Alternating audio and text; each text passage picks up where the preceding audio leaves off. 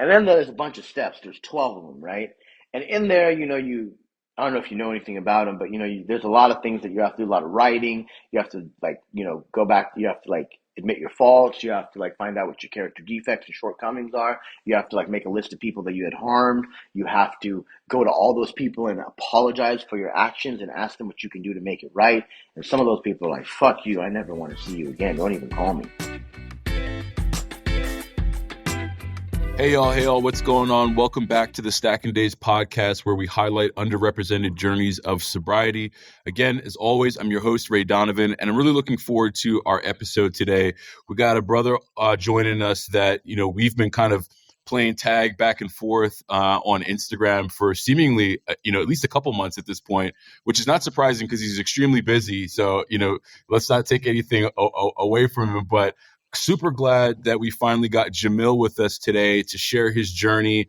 And I think it's going to be a good one. So hopefully you guys stick around. Jamil, what's up, man? Welcome to the show. Thank you. Thank you for having me. I'm really grateful. Yeah, I know we've been going back and forth a little bit and we made some plans to get this done earlier before the end of the year, but it didn't happen, but here we are. It's all good, man. You got to be flexible in life, right? Yeah, for sure. Well, look, man, let's start at the beginning. Let's get all the way back to the root of your story, your journey, your relationship with alcohol, and we'll take it from there. Yeah, for sure. So yeah, I'll share a little bit of like, what it was like for me in the beginning, So I think I was telling you earlier, I'm a first generation American. My parents came here from Pakistan in the early 70s to go to school. And they got married, and I'm the youngest of four. So yeah, I'm the baby of the family. All my siblings, there's quite a big of an age difference. And my growing up, my life was pretty good, except for the fact that, my father was actually an alcoholic as well. I didn't really get to see that until like, my transition years from being, a young kid to, a young adult, a teenager, right? And so during that time, I used to always know that at night, my dad acted different. Mm.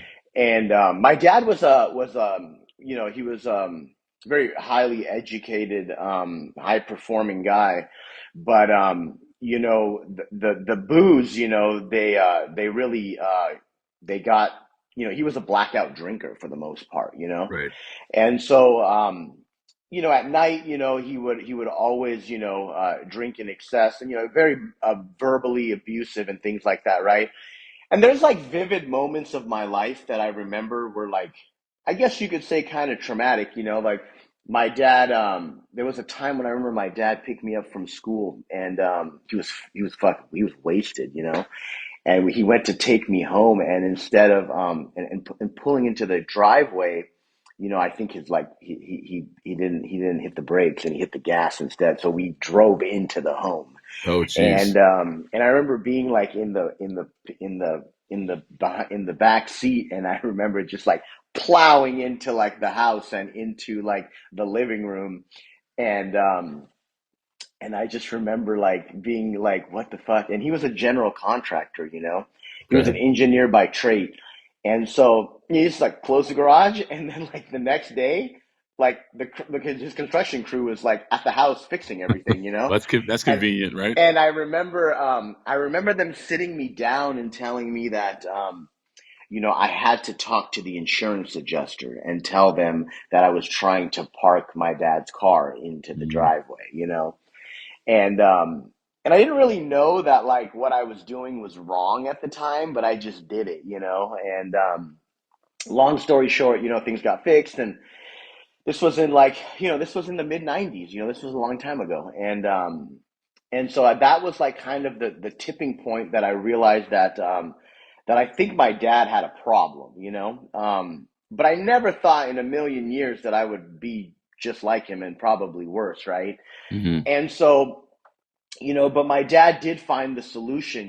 He ended up going to a 12-step program, and he got sober.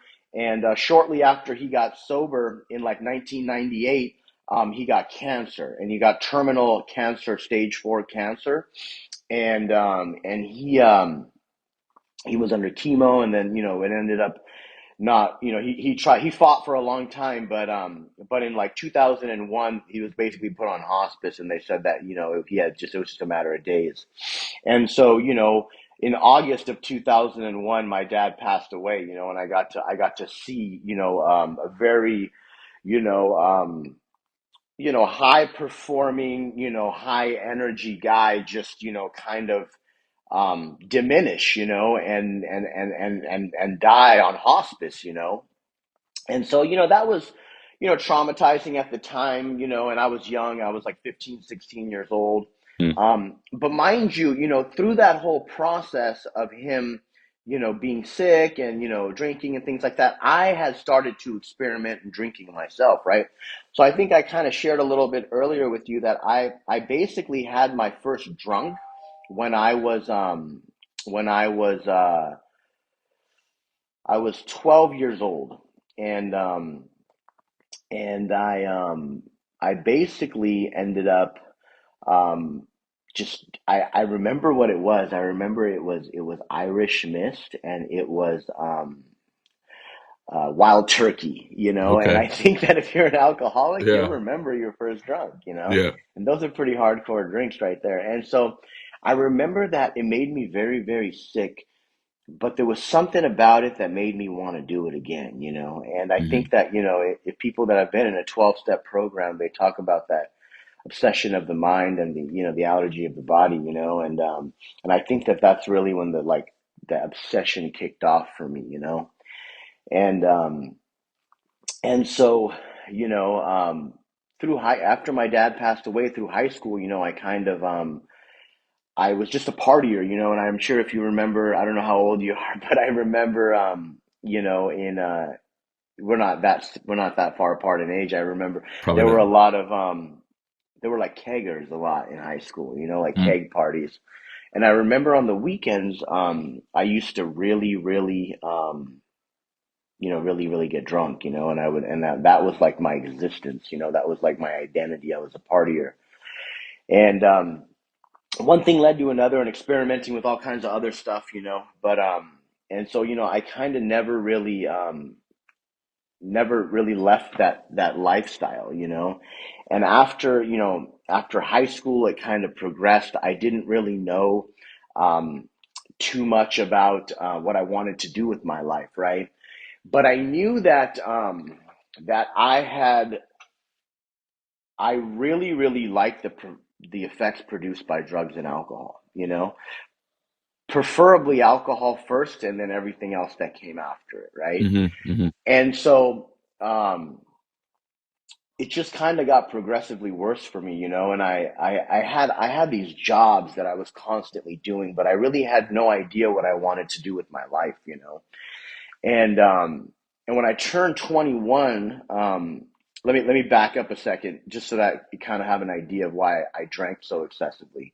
After my dad had passed away, I was kind of always looking for like a father figure type thing, and I never really had that.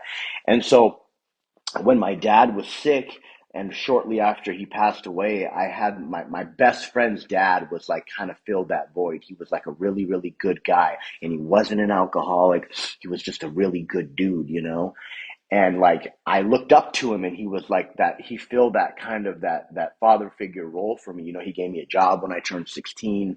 I was my first job. I was a janitor at a private airport. Their family owned the airport, and he's just a really good guy, and then, one day he just went to go test fly a plane, and the plane went down and he died. Oh, shoot. So now I have two people that I'm very close to that passed away, and I'm just kind of wondering to myself, like, I wonder why God keeps taking all these people away from me that are close to me, And so I remember during that moment, I remember that was the first time. I was like 17 years old, and I remember that was the first time in my life that I drank to make the feeling of how I felt go away, Right. And and then, I shortly after that, I barely graduated high school, and just because I was just partying all the time, And I remember my mom had sent. My mom was a single mom at the time. Obviously, now she had sent me to Pakistan to like try to find myself, you know. And I went to go live with my uncle in like this third world country, and Yeah. I'm an American, but you know, and it's just very, very weird. And I came back and I still didn't really know what I wanted to do with my life. So I started working in construction, and I worked for this guy who was like another father figure. He was my dad's friend. You know, he was this multimillionaire, you know, older white guy, and he was just like a good dude, you know. And he like, you know, kind of taught me how to be a man. He taught me the value of a dollar, and he taught me like the value of hard work, you know. But I fucked that off all the time because I was always going late to work. I wouldn't show up, like, you know, it was just like I was just a bad example, you know. And then one day, my mom came home and she was like, "Hey, you know, have you ever thought about being a cop?" And I was like, "What?" And she was like, "Yeah, you know, there's the state of California, the Department of Corrections is hiring, and you know, they pay really good. And back then, like their starting salary for like a CO was like $76,000." And I thought to myself, I'm like, I never really per se been in trouble for the things that I've done, but the lifestyle isn't like, you know, very copacetic to like, you know, what I was trying to get into. Yeah. But I applied, you know, and I got in, and I was actually, you know, and I started doing all the tests, and I started like, you know, and the next thing I know, I got an academy date. And so now I'm like, okay, great, I'm gonna get out of construction. I don't have to work for a living like this anymore. So I went to the academy, I became a cop, and you know, they put me on my first assignment. I was on a level 4 prison yard in California.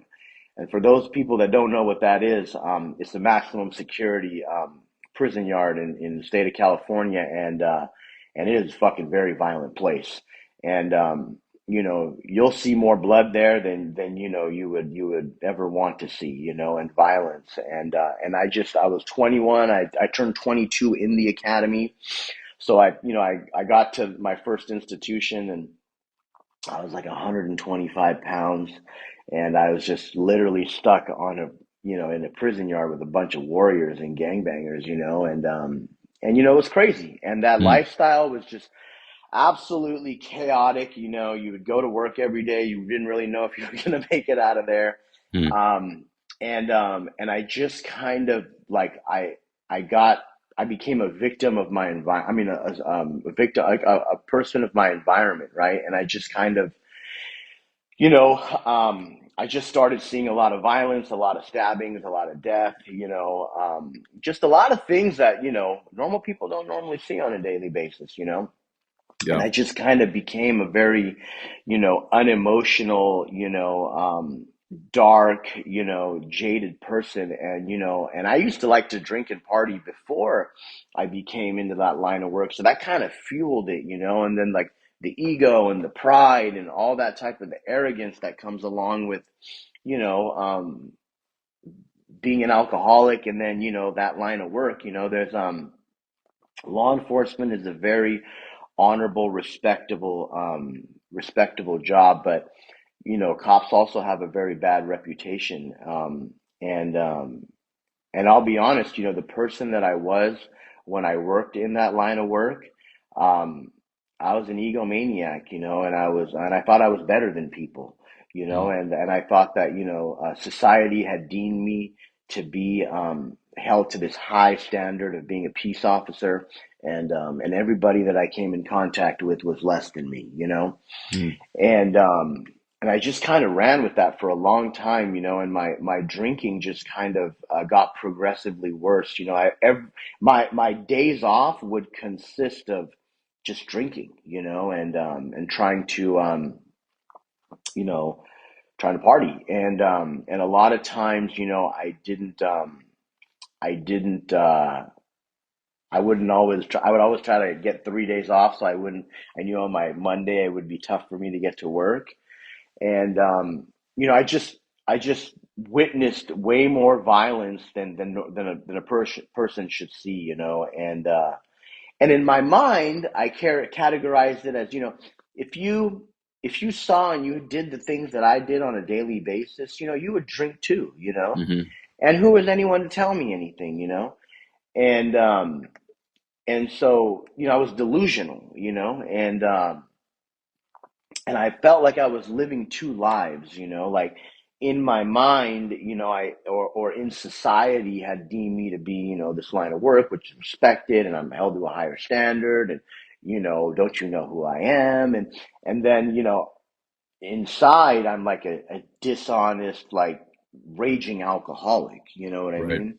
And I had to like play these two people, and it just kind of got progressively worse for me, and I just, but like the violence and the chaos, it kind of like went hand in hand in like how my mind and my emotions and my like my inner body felt, you know what I mean? Yeah. And so I did that line of work, and I did all kinds of different jobs and different, different assignments and things like that in that line of work. And and I was running around with, people in the department that, were, like, I guess you could say, like, you know, they were like good at what they did, but they had a very arrogant reputation, like Hmm. my shit don't stink kind of thing, and Were some they were people they, didn't. were they unique in that, or was that kind of cultural to the department itself? Mm, it was cultural, and it was also because of like the area or the environment that we worked in. It was like a level 4 prison yard.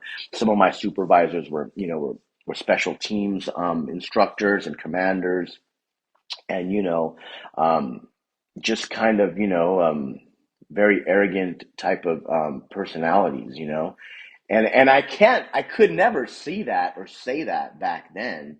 But now that I've been removed from it and I've had a spiritual experience, and I'm essentially a different person than I used to be back then, I call it how it is, Yeah. and and that's really what it was like, and I got into, I was always into some shit, like the yard was always going off, so we were always having incidents. I was always a part of use of force. I was always a part of something, and so my name went across the board a lot. um, and then I started, getting in like trouble here and there, like, on and off duty at work, like I ended up getting in a fist fight with one of my coworkers at work, and they investigated that.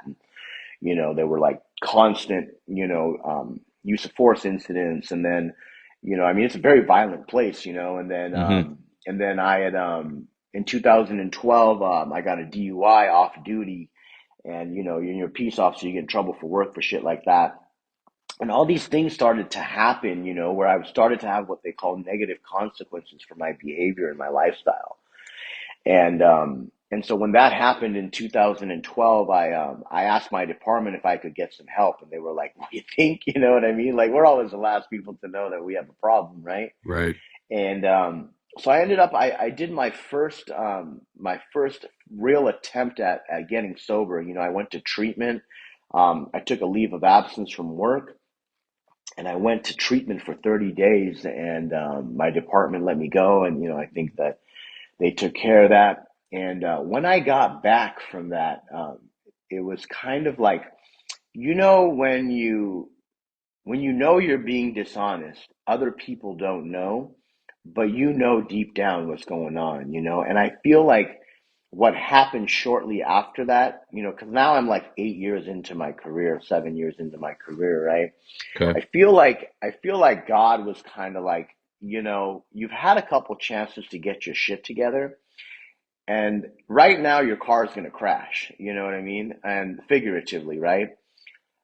But it's not going to necessarily be because of the act of drinking, but your car is going to crash, And I didn't see that at the time. But what happened was that I had taken a leave of absence from work to go get sober.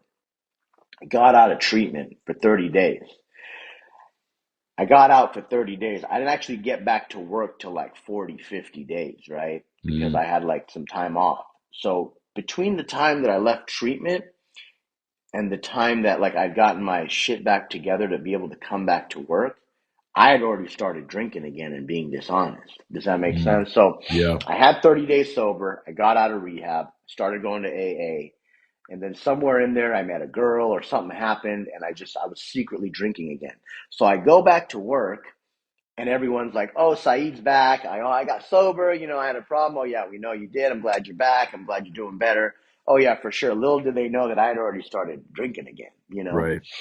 And then we had an incident at work, where the SWAT command, the special teams commander, basically him and I were carpooling to work one day, and he had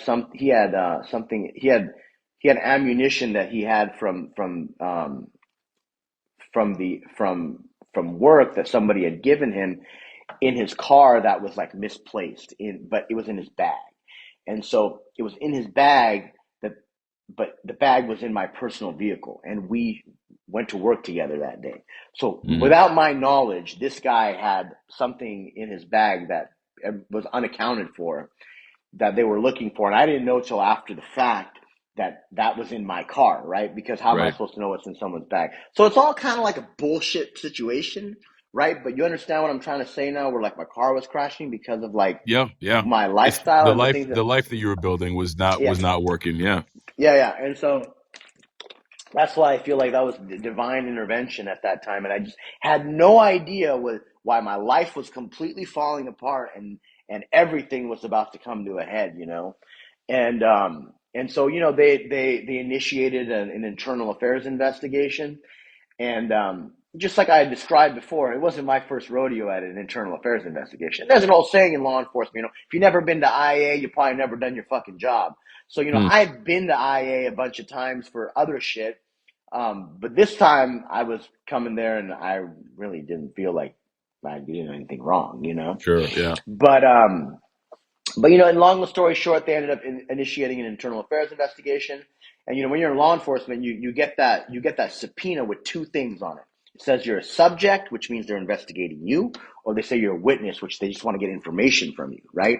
When I got that subpoena, it said subject, and I'm like, what the Mm-hmm. fuck? Like they're investigating me. So Mm-hmm. basically, what they thought was that they had a preponderance of evidence, and that since my lieutenant had cop to lying about what he had in his bag, of a story that I didn't know unfold until later on. They thought I was covering up for him. So they had me on conspiracy, failure to report misconduct, and unbecoming of a peace officer. It's 3 charges. But in there, they threw in less than truthful because they thought I was lying for them. That's the only thing that can get you fired in law enforcement.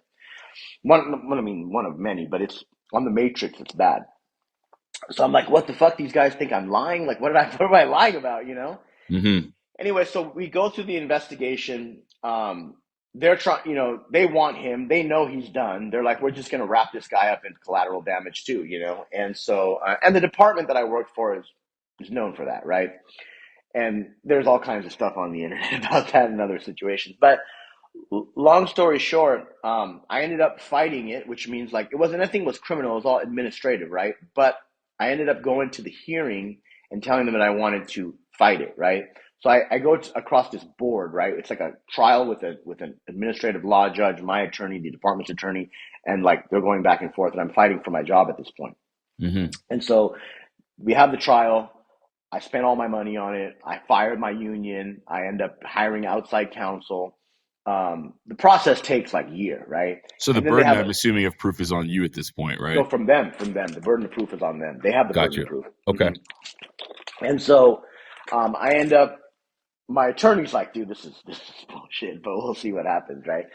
Anyway, so the judge came back, ruled in my favor that I clearly didn't know because of the knowledge. It was my lieutenant's fault. He copped to it. The truth is the truth. And based on his decision, um, I should have been suspended for X amount of time, which time is served, and I should be going back to work with all my back pay. So I'm like thinking to myself, oh, okay, great. Now I'm going to probably go back to work. I'm going to get a bunch of money back. Everything's going to be great. Well, in either party can appeal, right? And at that point, it's who has deeper pockets. So if the state of California is like, oh, well, this guy won, well, you know what? We'll just push it along. The state, they have more money. I'm one person. I didn't have any more money. So I was just kind of like stuck between a rock and a hard place. Now, what I started doing, of course, because of who I am and what I am, I'm an alcoholic. I get that news and I start drinking, right? On a night. I get the news on like the 8th or the 6th of February, and I start drinking all kinds. I have all kinds of. And mind you, I'm like trying to go to AA. I'm trying to go to a 12-step program during all this time while I'm suspended. People think I'm sober. I'm lying about it. Just a dishonest person. and I end up drinking myself to death accidentally, right? So I end up in the hospital on like February 10th or 11th, and my heart failed from a blood alcohol level of 0.54, right? Yeah. So they rushed me to the hospital. This all happened at like my best friend's house at the time, who's now my business partner.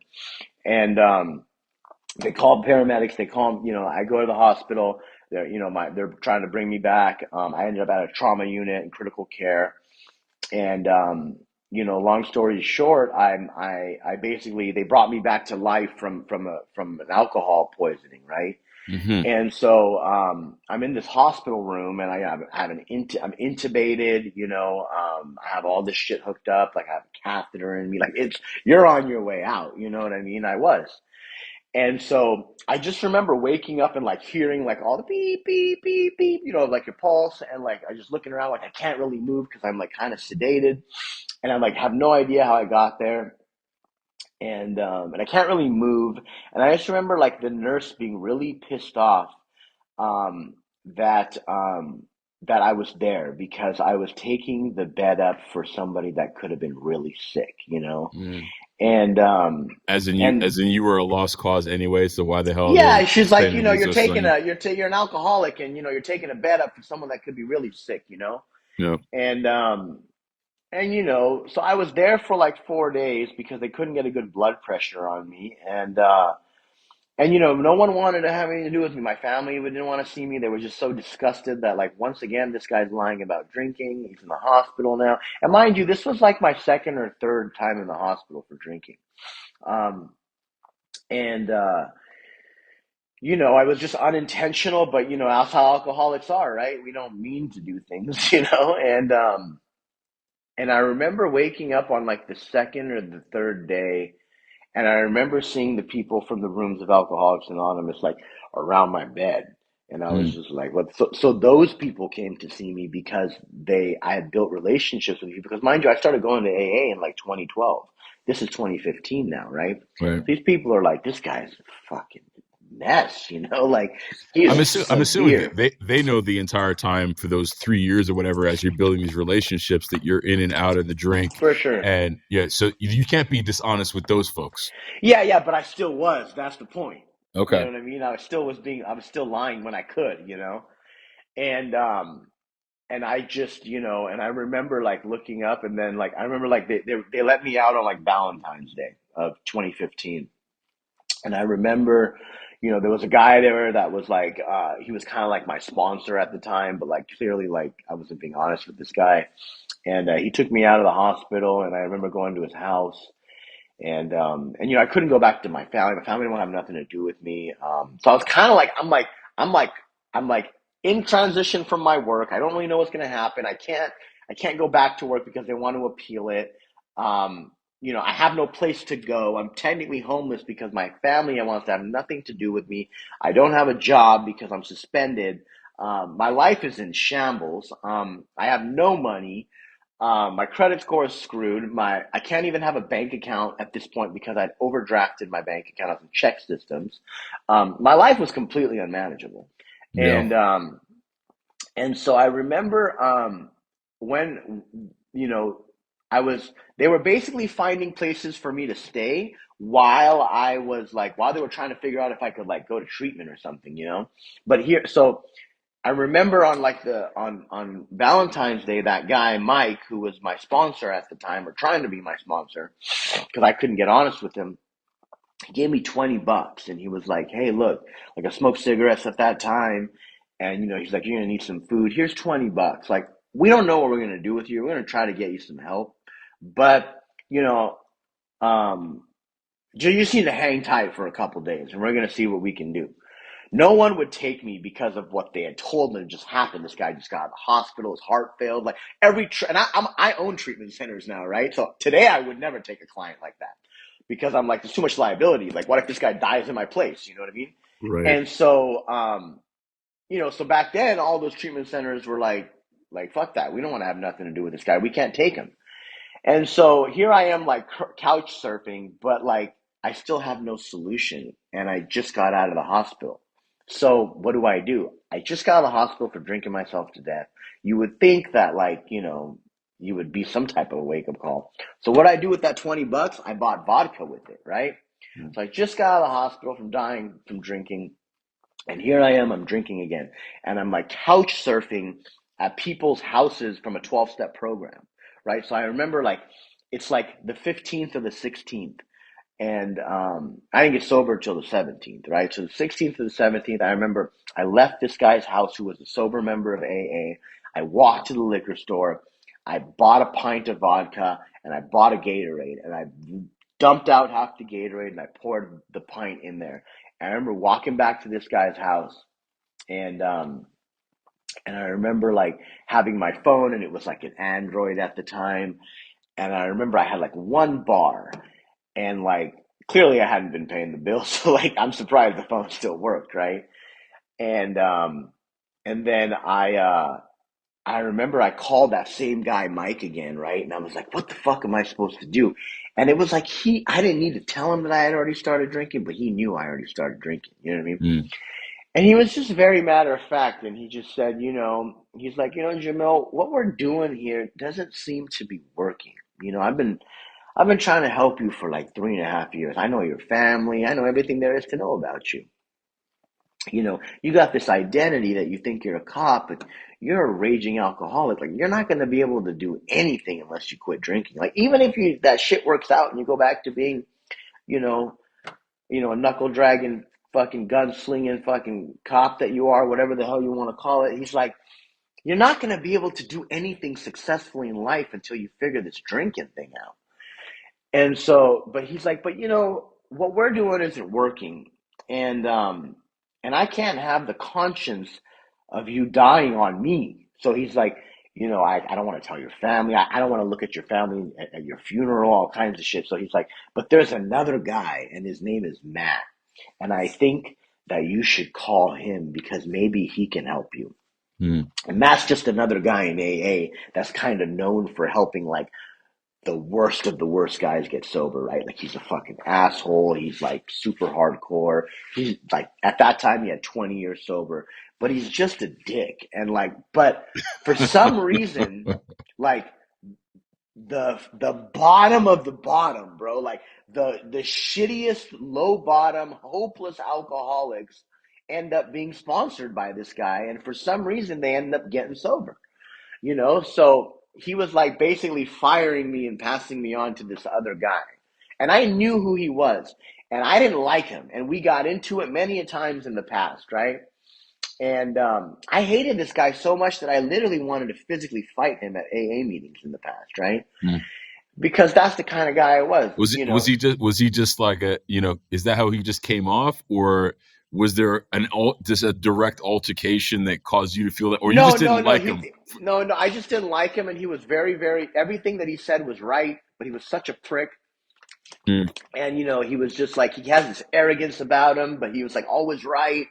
And he'd been sober a long time, and he's helped so many people. So it's like even though he was like a fucking asshole and an arrogant guy, he just helped thousands of people over the years. That like he just has like good things always happening to him because he's helping people, bro. Saving people's lives. Yeah. But I didn't like him. I was the problem, not him. You know what I mean? And so he knew who I was. I knew who he was. We both knew. He knew I didn't like him, but he didn't care, And so he was like, I think you should call Matt. So I'm like, oh God, this is terrible, right?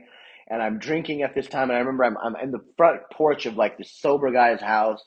And I'm like, dude, I have no other options in life right now. So I maybe like when the student is ready, the teacher will appear, right? So I have this Mm-hmm. guy's number. I've had his number. So I call him. And I'm like, yo, dude, like Mike told me to call you, and he's like, okay, and and I'm just like, do you think you could help me get sober? And he's like, and he like asked me one simple question, and he's like, are you willing to go to any lengths to stay sober? And I was like, what? And he was like, yeah, are you willing to go to any lengths to stay sober? And I was like, I think so. I was like, to be honest with you, bro, I just want to like not drink vodka at 5 o'clock in the morning and stop shaking and fucking throwing up every morning. Like I physically just wanted to not be dependent on booze at the time. Like that's Mm-hmm. all I wanted. Like when you got if you ask me what I wanted when I got sober, I would tell you I want to be able to not drink vodka in the morning because I want to not have to. You get what I'm saying? And I want to like, cause like even if I did drink in the morning, I would like be shaking just to drink, and then I would throw up the first fucking shot because my body would reject it. I'd drink another one. I'd just try to keep it down, and once I kept it down long enough for it to get into my body, I was okay again. You know what I mean? And I really just wanted to like that to end for every fucking day, you know? That because that's Hmm. how it was when I started drinking. I had like DTs. I was like fully dependent on alcohol, which is like why I kept drinking through all this bad stuff happening. And so, just like dry heaving, vomit. It was terrible, bro. And I literally I went through a lot of the same things that I felt like an opiate heroin addict went through because I see them all the time in my place. I'm like, damn, I felt just like that with booze, you know? And, and he was like, okay, well, he was like, I think you're a garden variety alcoholic. I think you're so sick and so fucked up that I don't even think you can stay sober long enough for AA to work for you. Like, you need to go to a place and you need to get dried out. You need to be in a place where you can't access alcohol because you can't leave. You know what I mean? And so she's telling me about detox and rehab, basically, right? Which you've already been through. Which I had been through in like different times and like not really serious, but like, but he's like, I think that's what you should do. And that's my direction to you. And when you get there and you get all checked in, I don't know how you're going to do that, what you're going to do to get there, but when you get there, call me. So he's basically telling me, like, do that and we'll talk. You know what I mean? Right. So I'm like, okay. So then I call my mom, and my mom had ran and owned and operated drug and alcohol treatment centers for the last 15 years. So she's seen my demise and rise and everything. And she, I was just an arrogant prick, and I was better than everybody. So I called her one last time and I asked her, and she answered. I remember it was like 10 o'clock at night on like the 15th of February. And I told her, I said, do you think you could help me get sober? And she was like, oh my God, you're still alive, and Mm. I was just like, and I was like, yeah. And she's like, okay, well, let me try to make some phone calls and I'll get back to you. So I'm like, okay. So then, I'm still drinking because I need to drink. So she calls me back like 2 hours later, and she's like, hey, I found a scholarship bed for you. A scholarship bed means that I basically called in a $30,000 favor for you. I asked somebody that's my homie to give you a free bed at their treatment center Wow. and with no fucking insurance or money. So I was like, at the time, I didn't even realize what a gift that was. I was just like, oh, okay, great, thank you.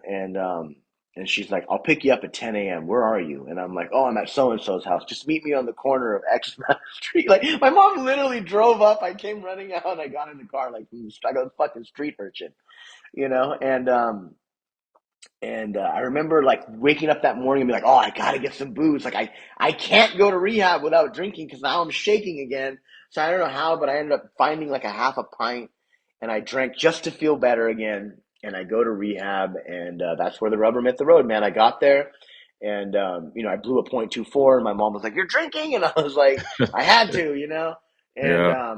that's kind of where it started for me. So I started my detox there.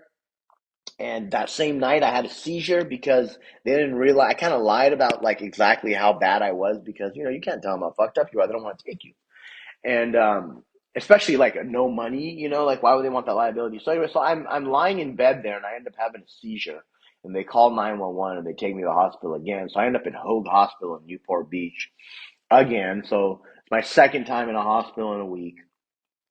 And I'm just like, fuck, just get this shit out of me so I can just start my journey, like. Yeah. And so I ended up staying there overnight, and the next day they let me go and they prescribed me Librium, and I was on that medication for like the month. But yeah, and that's where it started, and I stayed in rehab for 60 days, 90 days, and I got out and I was ready. And I was desperate and I was hungry, and in there I don't know what happened, but I kind of realized like I didn't know how to live anymore, but I didn't want to die, and I just wanted to be successful, and Yeah. I was ready to do it all, and it didn't happen that quick for me. I ended up getting out of there, and after I got out of there, I went to a lot of meetings. I went to a lot of 12-step stuff. I did a lot of fellowship. I was just, my entire existence and life was Alcoholics Anonymous. I didn't fucking do anything besides that. Like my day consisted of, oh, what meeting are we going to tonight? I got into Were a you were you fellowship, co- and that were you of the mindset where it's just like I'm gonna overcompensate for all the shit that I have done leading up to this, or were you just like legitimately on a path where you're like I'm just gonna pour every last drop of myself into this new pathway because I know what the alternative looks like. yeah, I was just desperate, bro. I was desperate. And in that moment, dying scared me enough, you know what I Yeah, mean? And I realized like, oh my God, I haven't done enough. Like I would have died an alcoholic deck and nobody would have known who I was, like fucking after my funeral. You know what I mean? And I wasn't even like active cop at the time. I was suspended, so it's not like I would have gotten like a 21 gun salute funeral or anything. right. And and so, and there were moments in my career where I wanted to kill myself. I thought about it because I was just such a severe alcoholic. I couldn't see the end. But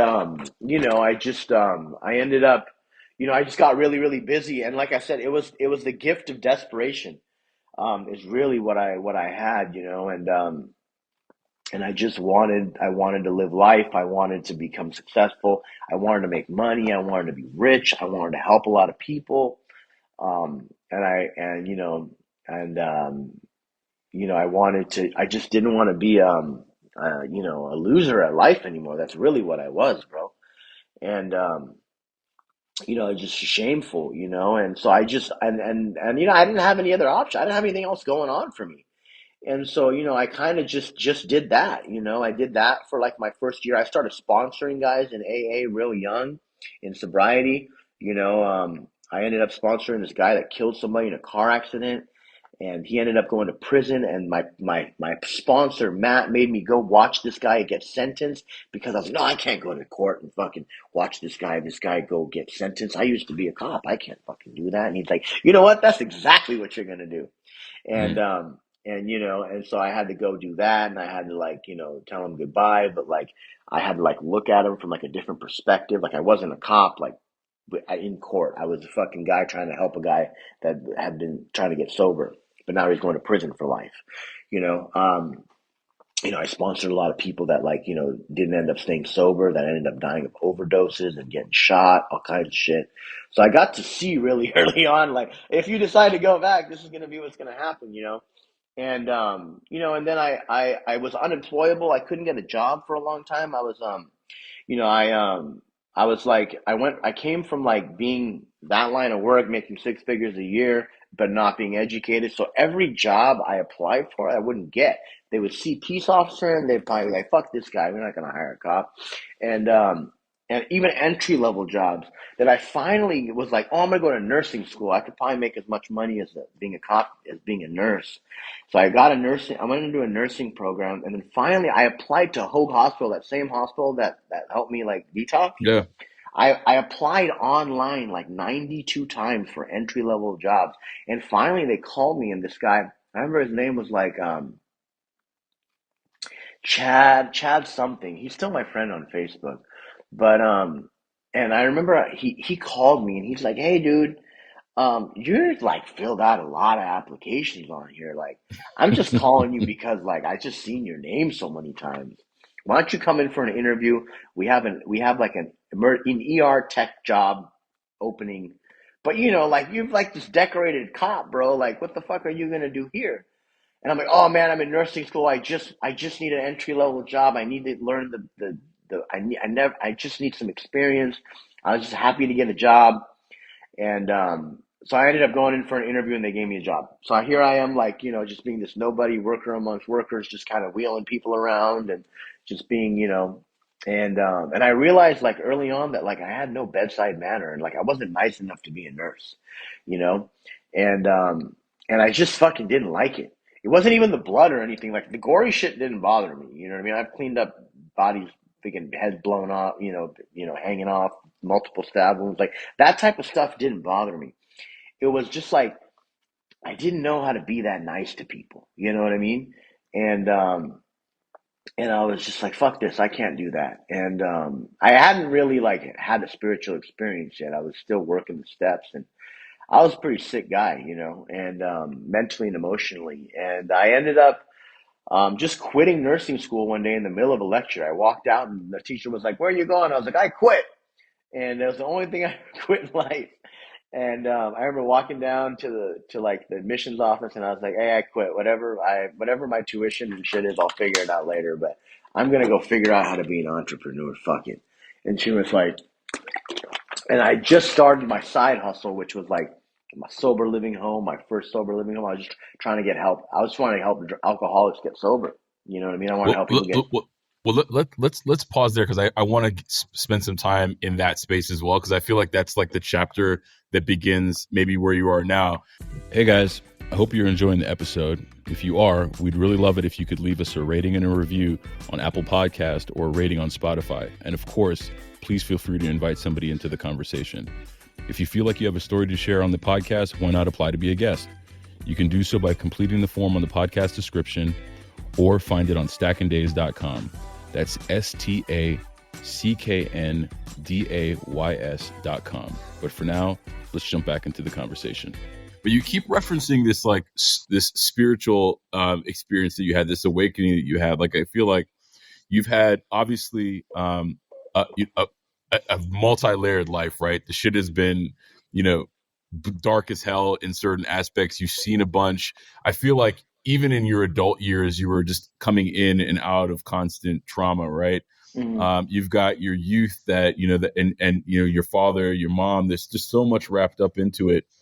How did you start kind of going inside past like the program that you were on and start shifting who you were as a person? And did that coincide with this kind of spiritual experience that you had as you're now starting to identify who you want to be as a person in the world as well?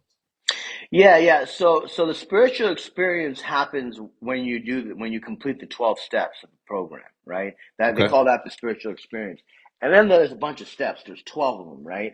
And in there, I don't know if you know anything about them, but there's a lot of things that you have to do, a lot of writing. You have to like, go back, you have to like admit your faults. You have to like find out what your character defects and shortcomings are. You have to like make a list of people that you had harmed. You have to go to all those people and apologize for your actions and ask them what you can do to make it right. And some of those people are like, fuck you. I never want to see you again. Don't even call me. And you have to deal with that, or you have to like do what they ask you to do. And then you have to like, figure out like how you have a spiritual relationship with God or your higher power or whatever it is that you choose to have. Right. It doesn't preach any specific one. And then you have to like give that away to people and you have to like help other people get sober too and work the steps. So you have to like start the cycle again. And that's a spiritual experience. You can't have any of that unless you complete it. And so, and you become, it's the ultimate personal development thing you can do. I don't care what anyone says. Do the 12 steps. That is the ultimate personal development um, transformation you can do. And I was like very much into fitness, so I tried to like get better, physically as well. Um, but that is what I'm referring to, and and through that you get to understand what they say, the truths about your life, about yourself. You know what I mean? And Mm-hmm. you get to peel away at the onion, and you get to figure out why you are the way you are and and what you can do to make it better, right? And so if because alcoholics are mentally and bodily different than other people, right? Yeah. And What so were some of those? What were some of those truths for you that was just so glaring for you over the course of that process that you're just like, oh mm, shit. yeah, well, I'm self-centered, I'm egotistical, I'm selfish, um and I don't really care about anything that doesn't benefit me. Mm. That's pretty much the average description of an alcoholic or a drug addict. Um, it doesn't make me like less than anybody. It just means that like um, now that I found out the truths of myself, I'm equipped to know what to do to um, make it better, right? And to what you do to make it better or to be a better person is contrary action to all those things, right? Which is, have a constant contact with the higher power of God and, try to help people and, you know, um, pay it forward and, make restitution and things like that, right? And so you can't you can't do any of those things unless you figure out what they are, right? And so that's Hmm. why, I try to, my entire business is centered around helping people, whether it's in fitness or in drug and alcohol treatment or sober living.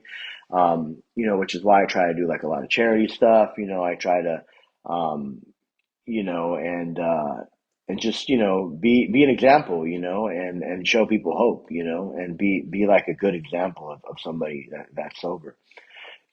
Not all people like, try to like be overachievers. Sometimes, just because, I chose that I wanted to, try to become a multimillionaire and try to help people and do all this shit and build a company and like, be known for what I've tried.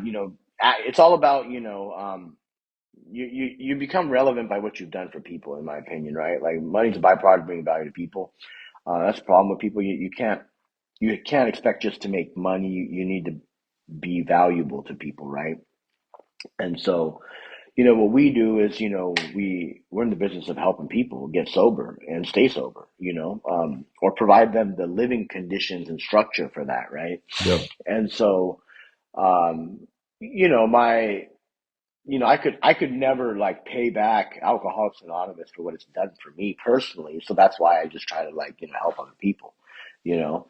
Um, but that's really what the program is, and so for me, I wasn't trying to make this call about that, but that's just what helped me. You know what I mean? And No, like so, um, and for me, it's like, that was the only solution that worked for me. what's your so you've discovered that you want to be an entrepreneur.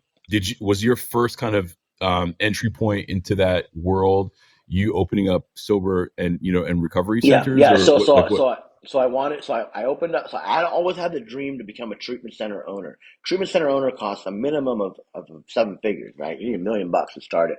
I didn't have that. So I was like, oh, okay, I can start backwards, right? So I can start with the lowest level of care and try to build it up, right? So that's what I did. So I ended up renting a sober living home, just one little shitty old house, with 6 beds, and we ended up, you know, um, building it up, building it up. I met different, investors along the way. Went from one house to two houses, three houses. I met, when I got my third house, I met an old white Italian guy, and he was just like this old dude, and he was like, he just beat cancer, and his son died of a heroin overdose, and he like came up to me, and he's like, "Look, I know what you're doing. I want you to duplicate your business, create a home in memory of my son. I'm gonna pay for everything. You just run the business, and I'll take care of the money." And I was like, "Who the fuck's this guy? Like, what's the catch?" And he was a good dude, and he just wanted to help people, and he bought me 3 houses, and he just said, just pay me on the real estate, and you can run the business, and when I die, you can buy this shit for my family. Mm, And that's what happened, and literally we're in escrow right now to do that. congrats. I had to find another investor to help me buy it because it's just a lot of money to come up with in like 13, 14 days. Um, but I ended up meeting him, and then obviously I'm staying sober, right? And then I also own another business, which is a gym. I'm in the franchise gym business where I'm a franchisee, and I own a gym territory, and so I met a lot of people through there, and then I ended up meeting one of my investors that invested in the medical side of my business, right? And he basically dumped 7 figures into this new company that we created, which is now doing the medical treatment. So now went from a sober living to now being a drug and alcohol treatment, right, center. And then, Mm, we opened up outpatient. So we're completely vertically integrated now. We have like 12 locations, 75 beds.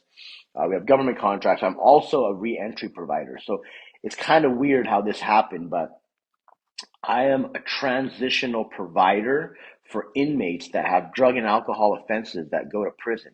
So okay. if they want, they come out of out of prison or in an institution, and they can come to one of my programs and get treatment and as a part of their parole, and then they Hmm. can go on. So but like I have a lot of experience working with inmates. You know what I mean? Like I How do how what do they how do they find you? Is that something like where they it's would have come to? straight. It's a contract, and it comes straight through the contract, Got you. and it's voluntary.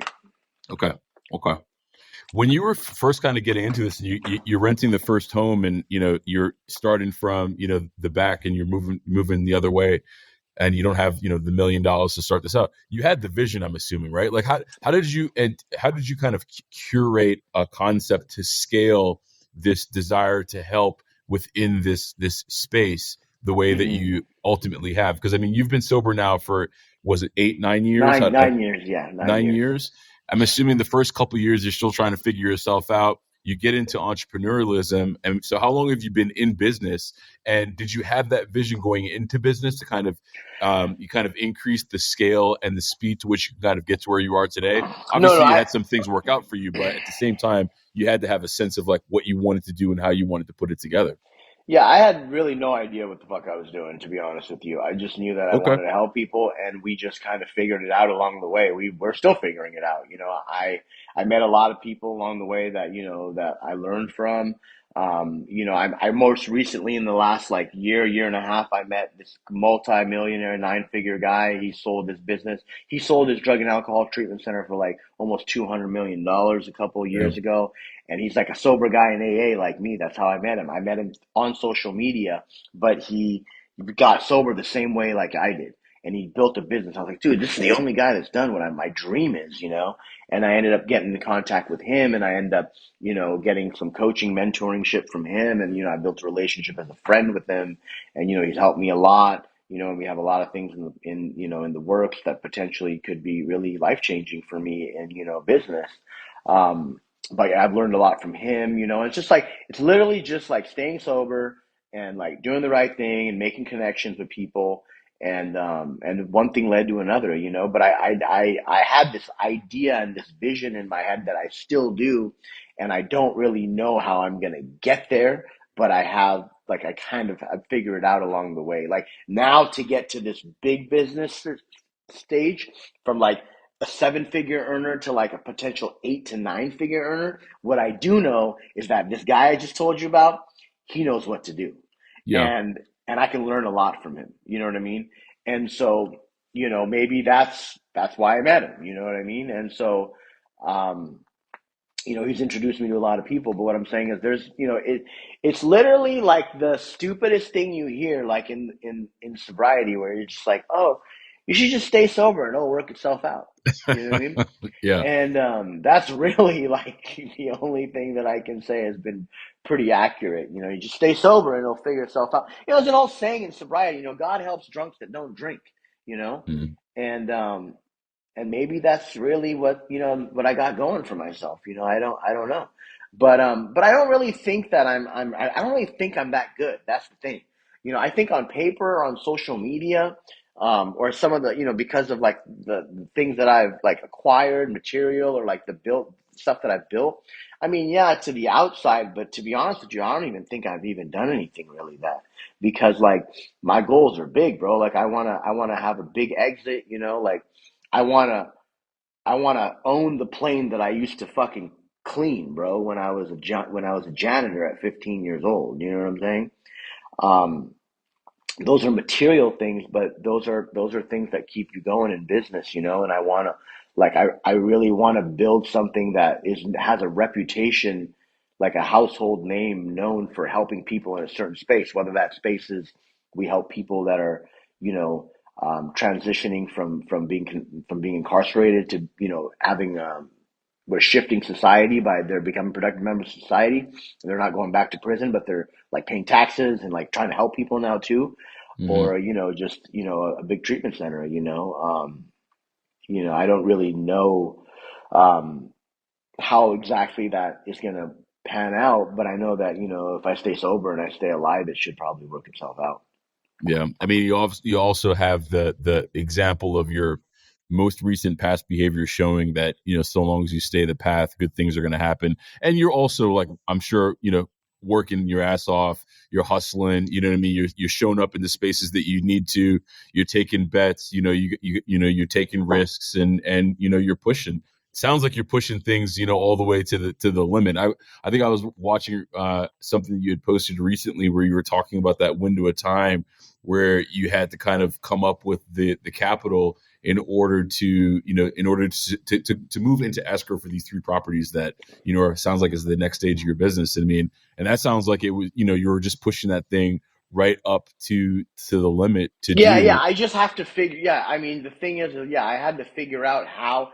See, my business is already in it and it's already operating, right? So if I lose the real estate, I lose the business. Can't, so I Right. have to keep the real estate so I can keep the business, so I can keep the control, right? Because if someone else comes in, who knows what happens. So I have to acquire. That's one thing that I've learned along, and I've learned a lot this from this guy Eric I'm telling you about. Where like the real estate is just as important as the business in what we're doing, how to lock Yeah. up the real estate and all that kind of stuff. You know what I mean? So, um, I try to, remain coachable, and I don't really like try to toot my horn about things that I'm good at, but I think what I can honestly say is that I think I am good at is that I'm very persistent, and I don't like to take no for an answer, and I feel like I'm a decent relationship builder with people Mm, in business. Because I try not to keep things transactional. You know what I mean? yep. Sometimes it has to be transactional to get to the door. Um, but after that, it's all about proximity and getting in the right rooms, and being authentic. And I think Yep. that that's what's most important. If someone's like, trying to figure out, if they want, if you're an alcoholic or a drug addict, you got to figure that part out first. You got to get sober. Because none of that's just going to happen, for me if I didn't do that. So, I think that for myself, the basics are what I learned in sobriety, for me. But I'm an alcoholic and a drug addict, right? Normal people aren't like that, so they don't have to.